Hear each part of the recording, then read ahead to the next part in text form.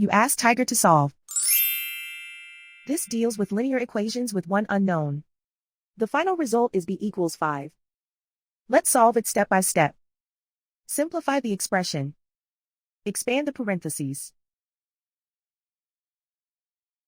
Simplify the arithmetic. Group all constants on the right side of the equation. Subtract 3 from both sides.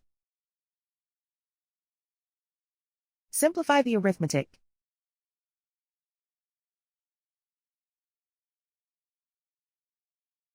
Isolate the b.